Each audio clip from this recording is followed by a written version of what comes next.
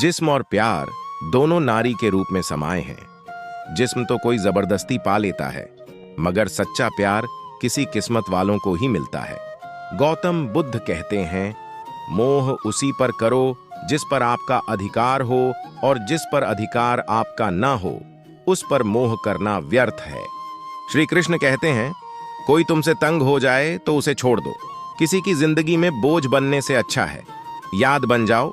गौतम बुद्ध कहते हैं, देर लगेगी मगर सब सही होगा, तुम्हें जो चाहिए वही होगा। दिन बुरे हैं मगर जिंदगी नहीं, इसलिए सब्र करो, सब सही होगा। मोहब्बत सूरत से नहीं दिल से होती है। सूरत तो उनकी खुद ब खुद अच्छी लगने लगती है जिनकी कदर दिल में होती है। अगर कोई मेरे साथ बुरा करता है तो यह उसका कर्म है, मैं उसके साथ बुरा न करूं ये मेरा धर्म है। जिस तरह माचिस की तीली पहले खुद को जलाती है फिर दूसरे को, उसी तरह गुस्सा करने वाला इंसान पहले खुद को नुकसान पहुंचाता है फिर दूसरे को। अगर कुछ बड़ा करना है तो तपती धूप भी झेलनी पड़ेगी। जो पौधे छांव में पला करते हैं वह जल्दी ही मुरझा जाया करते हैं। पढ़ाई में मिली डिग्रियां बहुत दूर तक साथ नहीं देती हैं, लेकिन किए हुए अच्छे कर्म आखिर तक साथ देते हैं। चेहरे भी कभी कभी झूठ बोल जाते हैं, लेकिन इंसान की असलियत वक्त बता देता है। इंसान की जुबान उसके मन का ताला होती है।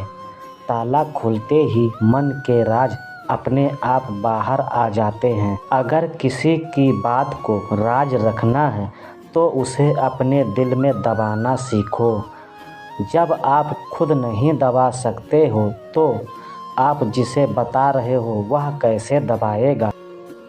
अगर रिश्तों को लंबी दूरी तक चलाना चाहते हो तो उनमें भरोसों का होना बहुत ज़रूरी है।